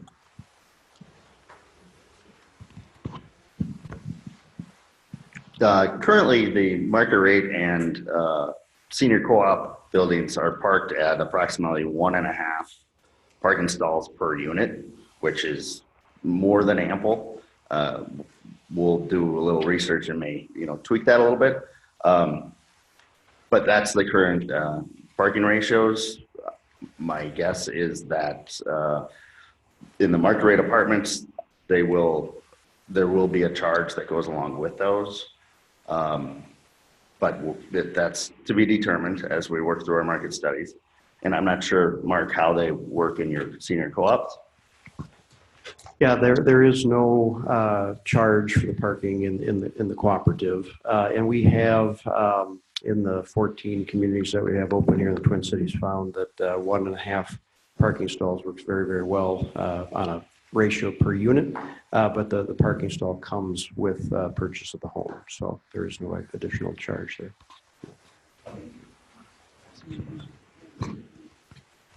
Oh, okay. What? Yeah. Hi, I live on Branston Street, and I want to make a comment about traffic on Hendon Hill, which is the hill between Como and Fulham. In wintertime, it is extremely hazardous. If you drive a 2-wheel light car, getting up the hill is quite difficult. And if someone stops in front of you, that may stop you from getting up the hill.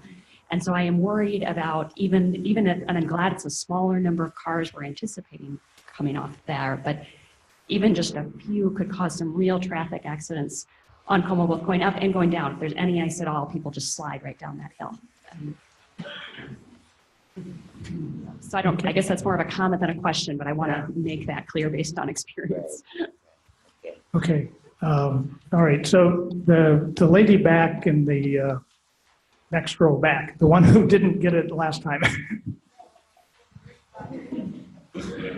That's okay. Who's going to pay for the damage to the roads this construction is going to cost on Hendon and Fulham? Because you're going to tear it up, and I live off of Hendon. Does that mean I'm going to get hit with a huge assessment from the city? That factored into your plan at all? I think the city will have our address. You're not answering my question. I was trying to interject a little humor. The development is responsible for restoration of the entire site as well as any adjacent roadways.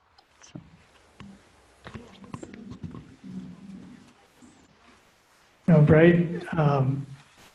The lady way in the back there, Walker, yeah, I can give that to her. First, an observation, then a question. I can't help but observe that the size, I can't help but observe that the size of the project has grown since our last meeting from a maximum of 450 to now 500. And I would like to know, I would like you to confirm where the affordable housing building will go and how many units you intend to build in Lauderdale, in the woods.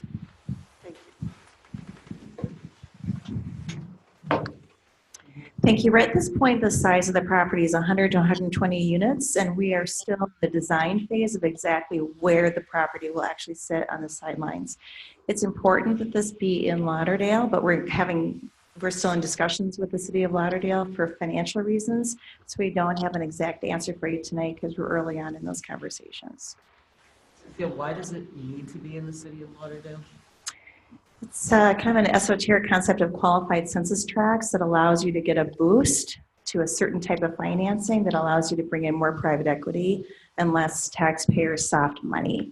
It just makes the project much more viable. Again, early. I know there's some concern about, I'm sorry, should I grab a microphone? Yes.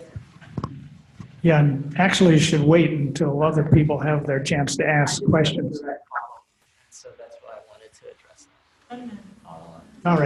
All right. I'll let you. Thank you. Andrew, Max, Don, thank you. This is a very thorough presentation. We appreciate that. And you've talked about a porous site, an integrated site, multi-generational. But I know there's concern about the affordable component being just a single building. And Cecile, I think you can address this. And that it's tucked away. Our sense is that to have the sort of vibrant community that you're describing, that income levels should be integrated throughout the development. And I know there are financial considerations that I don't know the ins and outs of. I appreciate that. But as a concept, we're concerned about that component.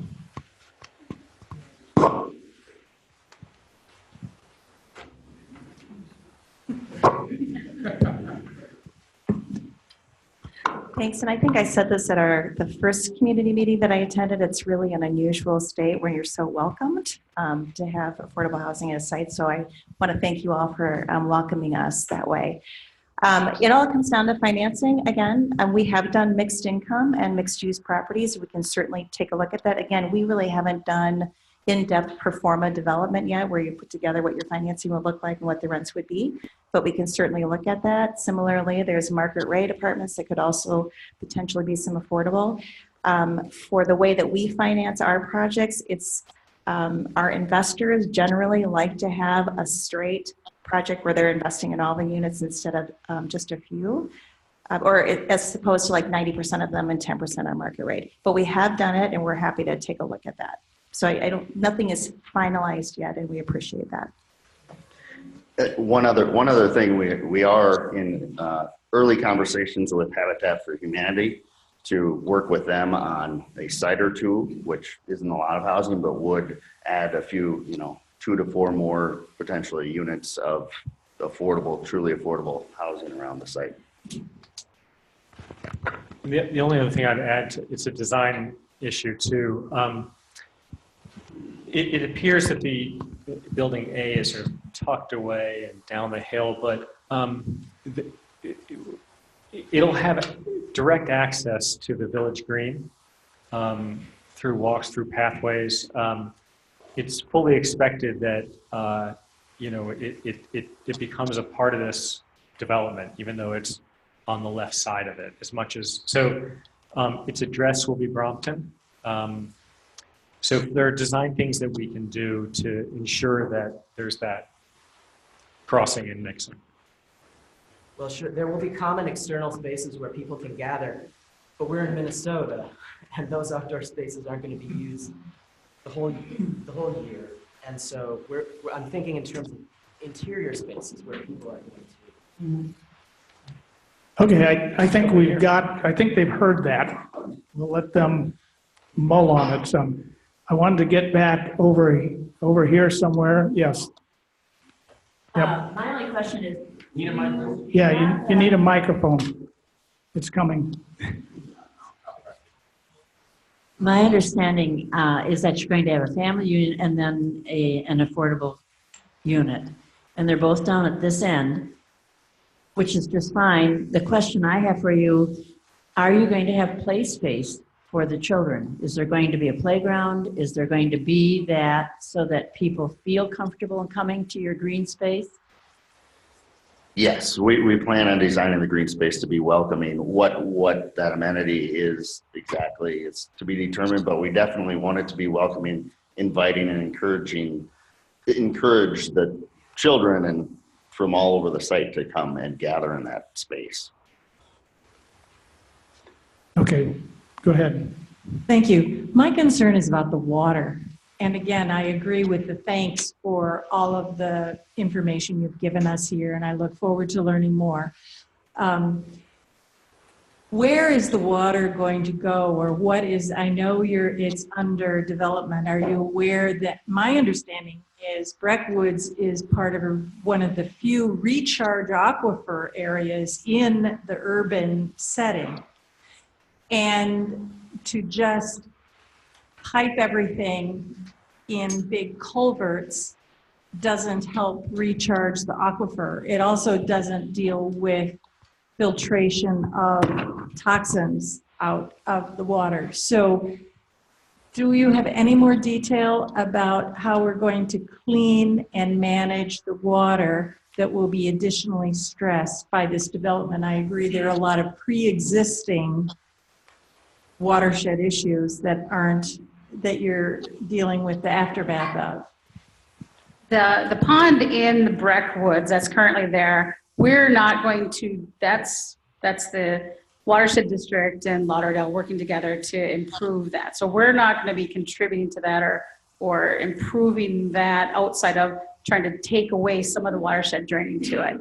From an infiltration and recharge point, we have to be mindful of that elevation change. If we try to infiltrate on the high side, it bleeds through the slopes and can be detrimental to the downside. So we will filter and manage the water on the high side, but ultimately it is going to go to the low point.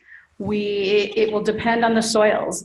The seminary pond on the north side has water in it. The soils are clay. They don't infiltrate very quickly. When you have 15 or 10 acres or more going to it, that's just going to be a problem in an inundated pond. So there are other techniques that we look at to filter and clean, recharge if the soils are conducive to it. We're early in that stage. We have ideas on that. We're looking at reusing the water for different scenarios, because there is going to be some water from the roofs and sidewalk areas and that. Yep. I think it's a huge issue, water quality, so I look forward to Correct, the yes. plan in October. Yep. Okay, this gentleman back here.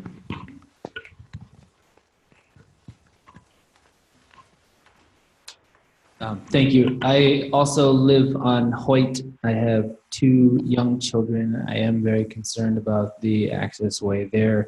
You're saying there are about 30 or 40 units that will access their homes through Hoyt. That means at 1.5 vehicles per unit, you're talking 60 to 80 vehicles when there are currently maybe 10 homes per block on Hoyt that use that right now. So please take that into consideration as you're doing the development. Okay, I'm going to come over here to the patient people. No, wait till you get the microphone. Is it on? Yeah. Does the university give an easement to St. Paul for Hoyt? Does anybody know? Hoyt. Does the university have an easement arrangement with St. Paul for Hoyt, or what's the legal status of Hoyt that goes through the Grove? Followed by Falcon Heights. It's just a public street. From what we understand, it's just a public real street. Estate, yeah, I spoke to the real estate office and they weren't sure if it was an easement issue. Falcon Heights now. It is Falcon Street, and it's managed both by Falcon Heights and St. Paul. And if you have to use that as an access point, would you commit to taking the chunk off your own property instead of destroying my neighbor's yard? So it would not come, it would not be, you would stagger it, and that would also have I think a good effect on the traffic having to slow down to access Hoyt. Instead of making it continue through, you're gonna have to destroy at least 3 or 4 150-year-old oaks.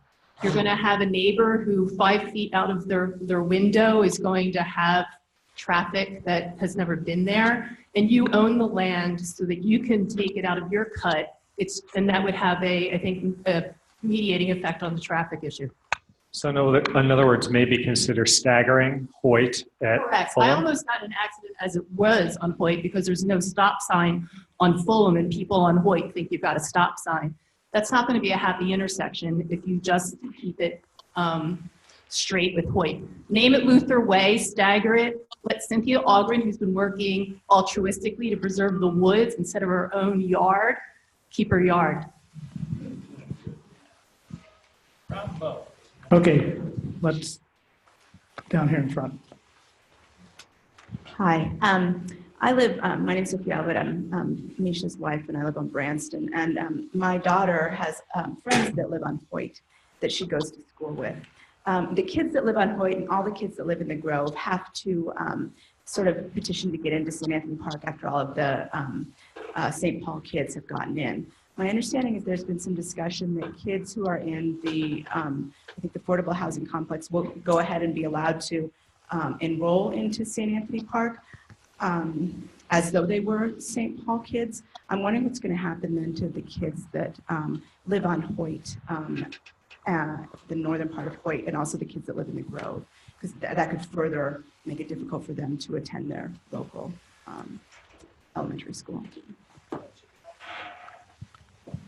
Okay, I don't know that anyone knows the answer to that, but that certainly It could be could make it more something. difficult for all of those kids to Right, go so to St. Anthony Park. looking at allowing all of the kids that live in that area of Falcon Heights and that Lauderdale new construction to be allowed to Because it would be come into very St. unfortunate Paul. to have children that live in the neighborhood not be able to go to their local school.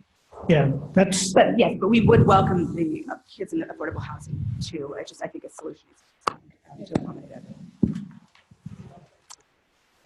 all right. I think the lady back here in the next to last row had her hand up a while ago. I have a question and kind of a comment. We live on Fulham, kind of towards the end, where you're saying you haven't figured out what's going down there, but it'll be a 2.5-story something. When are you going to have that figured out?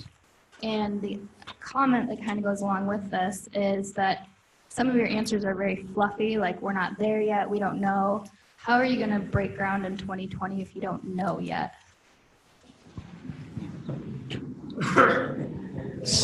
So design and development is an iterative process. We begin, and the influences, there's just a myriad of influences, both regulatory and also physical. So this may sound simplistic, but as one solves one problem, it's like Chuck E. Cheese. You know, another one pops up. So we've been dealing with the macro issues, dealing with the cities, the watershed districts, figuring out how to deal with the topography. This is a site, this is a tough site to build on. A comment was, well, why is the affordable housing in the location it is? Because that's where severe slopes are. And so we had to figure out how to tuck that building. And so to speak to your question about why, or why we haven't refined our concept yet for that section of the site, we just haven't gotten to it yet. And I guess I can add, having seen a lot of city site plan reviews that are commented on by multiple city departments, they have to have it figured out by the time they ask the city for that. So, and I would hope you'll have it figured out when you come back in October. It will be by this fall. When we come back, we'll have our site plan vetted by then. Site plan, but also elevations, 3D, like stuff to actually look at. Yeah, we will. Okay, I want to get somebody on this side. So Melissa, if you can give. Are you planning for solar?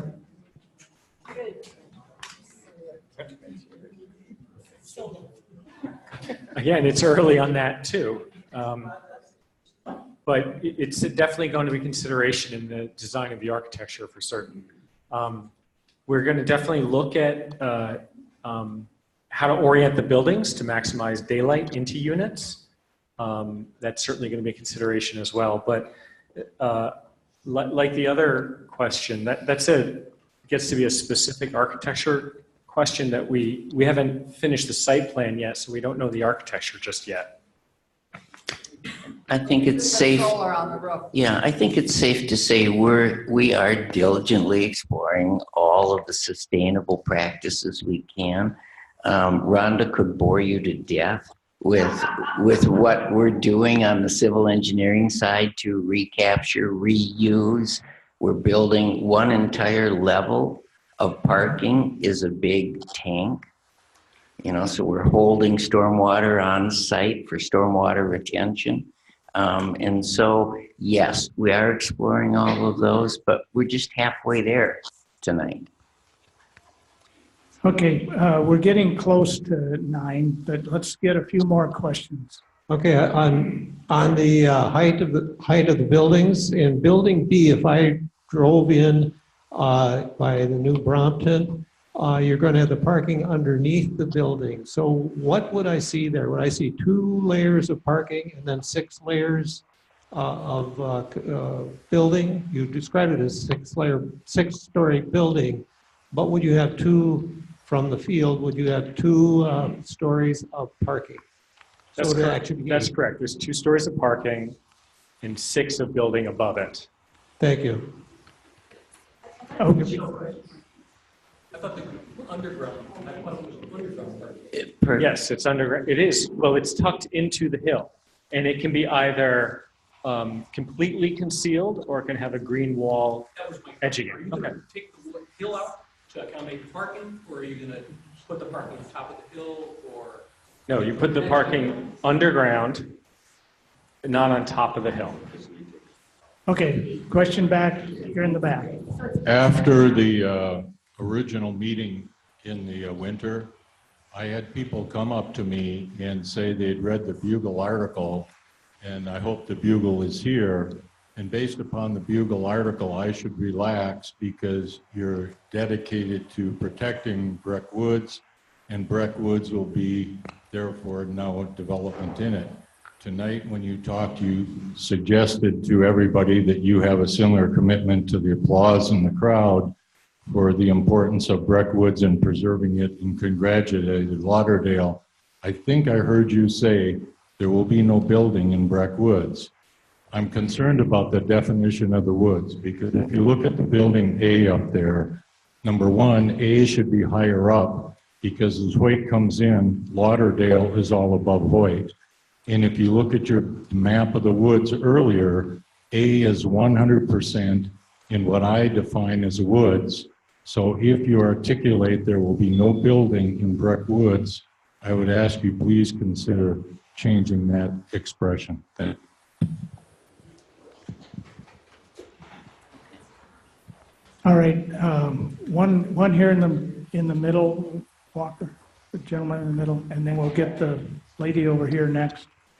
There are times when larger regional concerns or the concerns of other neighborhood areas conflict with our own, and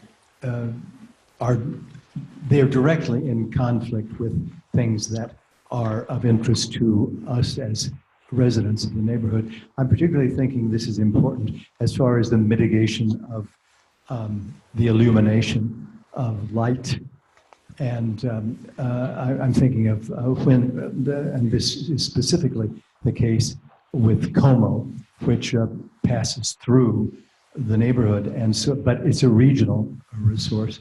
So those of us who live along Como are often, we often bow to concerns that that destroy the integrity of the neighborhood. I know that you said that you're working on the mitigation of light, and it would be very important for us to know what that process is and to provide for the free comment by the public of that in that process.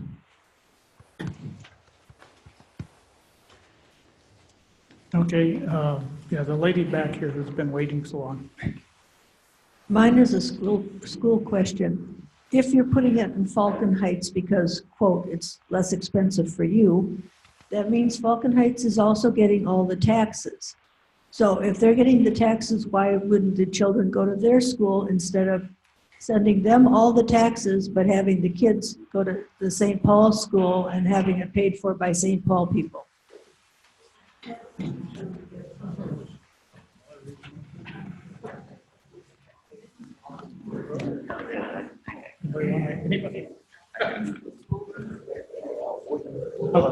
Bill, do you want to comment? Thank you. We'll look into that. We don't have a ready answer for that tonight. All right, Phil.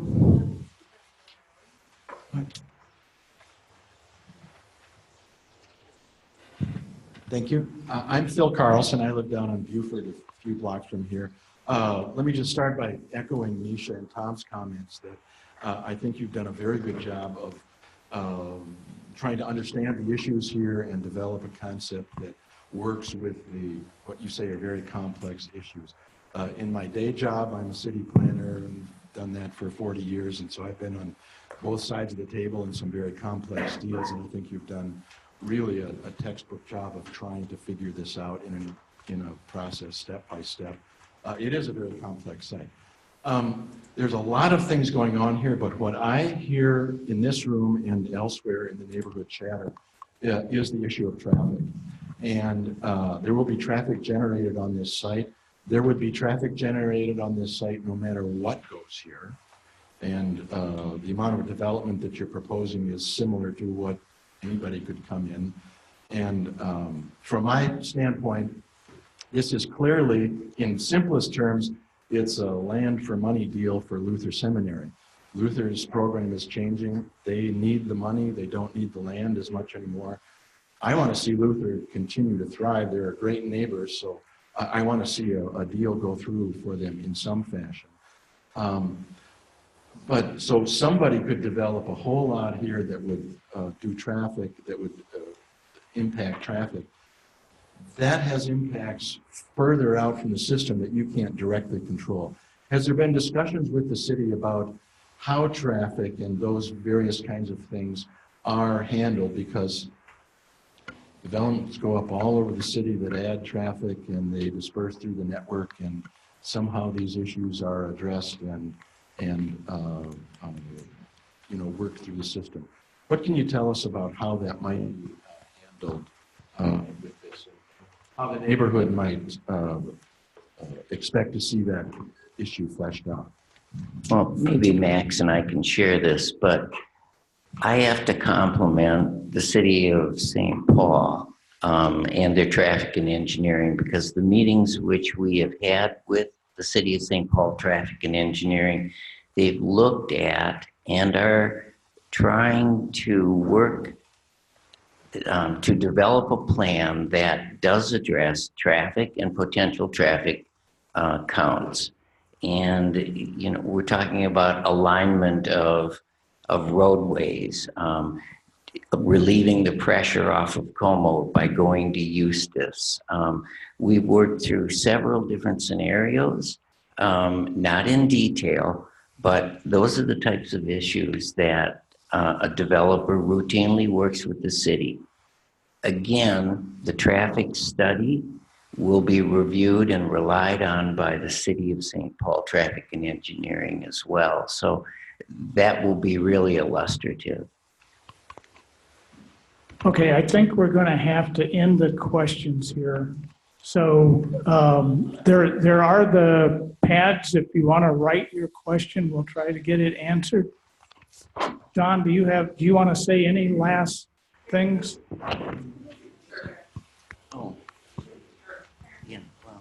On behalf of the team, these meetings are very important for us because it's a way for us to directly hear concerns, and we don't have all the answers. We're smart enough to figure out how to solve the problems, but we might not have the answers. So thank you for bearing with us.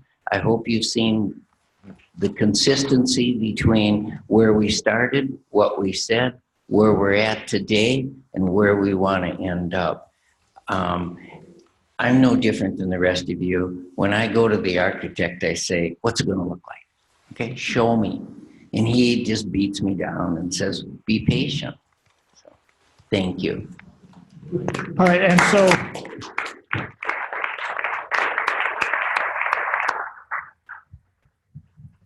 okay, as last time, I'm going to let our city council member have the last word, but before she says the last word, Catherine Murray from the Community Council wants to say something. Hi, I'm Catherine Murray. I'm the Executive Director for St. Anthony Park Community Council. I just had a couple of quick announcements. First, I'd just like to thank you all for being here and being patient and listening and bringing your questions. I wish I'd had answers to give those of you who reached out early, but this is all news to me as well. We will have a dedicated page on our website for this, and we'll send that out through all the newsletters, social media, the listserv, the next door. And if you signed in with your email addresses, then we'll be sending that out directly to you as well. The second thing is there is flyers on the table out front. Brightside Produce is selling their CSA shares, and they're also offering up ones so that if you're interested, you can also buy a share for a family in need. So I hope you'll consider doing that. I want to thank our board members for managing the meeting and bringing the mics around, as well as coming early and being here since 6 p.m. I'll be collecting all of the questions that you're writing down and typing those up, so please try to write legibly. And those will be sent out to the work group as well as posted on the website. And so with that, I'm going to give the mic to Mitra. Hi, everybody. My name is Mitra. I'm really proud to now represent this neighborhood on the St. Paul City Council, and I have actually spent this entire meeting listening because I am here just as much as all of you to understand what's being presented and what we're asked to consider. I am cognizant of time, so I don't want to keep you too much longer. I just have a few observations. But first, I want to cheat and use my time to say my comment to our team here, which is I haven't heard once tonight about a plan to heavily advertise and visibilize that there are 3 bus lines that are available to residents of this route. And I know that that is also something that comes down the road, but as we have asked myriad questions about where we're all going to put our cars. I think that it would behoove us to also think and ask just as much, how will we maximize public transportation available to this area? That's really, really important. So I trust you all with that, but I wanted to speak on that. And I also, I just want to comment that, you know, I was here in January and I remember what the graphs and the maps and the charts looked like at that time. And I remember how the energy felt in the room at that time. And the progress of what we're seeing tonight between what we're talking about now conceptually and the design principles laid out and all the iterative processes you've talked about as compared to then is a tremendous leap forward. And I also see it directly informed by what people have shared with my office since we first had that meeting, what people have shared in that meeting and throughout the planning processes and people serving on the neighborhood commission. It is really important to mark the listening that has happened, both on behalf of your team, but also in the other direction from the community. It feels like there is a two-way conversation happening here. And to the point of things still being figured out, I have to say that I think if the team had come here tonight and put out a fully fledged plan in ink and solid pen, said this is what we're going to do, that this room would have been in an uproar and that we would have had criticism in the other direction of how is this so far along when there's been barely enough engagement. So I just want to remind us of where we're at in the process, say that we are really far along since the last time we came together. I think that is hopeful and optimistic, and I undoubtedly think that this development is an opportunity for our city. Our work together in this room and as we go forward and as we work with the community council and our partners is to shape this so that it really meets the many needs, micro and macro, that we've heard in this room tonight. So I'm committed to continuing to facilitate those conversations. I know that you all are committed to showing up. And I just want to ask from our community council partners and our development team here, what is the best way as people leave tonight and have one-off questions, comments, things that are more of a comment than a question, things that are a burning question, how can we best direct those to you respectively? What are the best points of contact that people should use? For the website, the comment fields will be on there and open as far as being able to put in comments, and those will be open for sharing. Otherwise, once things get rolling along and they are coming to land use committee for permits and zoning changes and variances and things like that, they do need to seek community support, and that is the avenue to do that. Those are public meetings that are held and are scheduled on the first Thursday. This is the second Thursday. First Thursday of the month, 7 p.m. at Jennings Community School on University. The comments that we put on the community website will go to the developing team. Oh, we can collect those and send them along when the work group meets. Please do. That's an effective communication channel. If they go to the community council, then they can forward them on to the team. And it can take a number of different forms, but direct emails to the council so they can send them. Because as you think about this more, that helps us think about it more.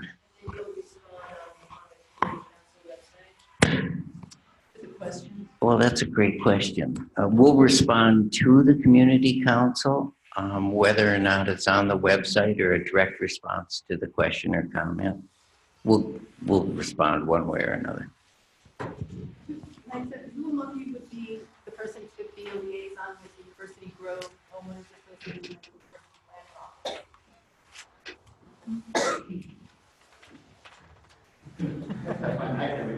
What's your Max? I can give you my.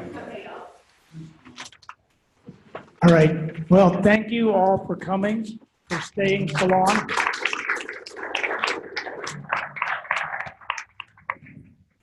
And keep watching for the announcement for the next meeting.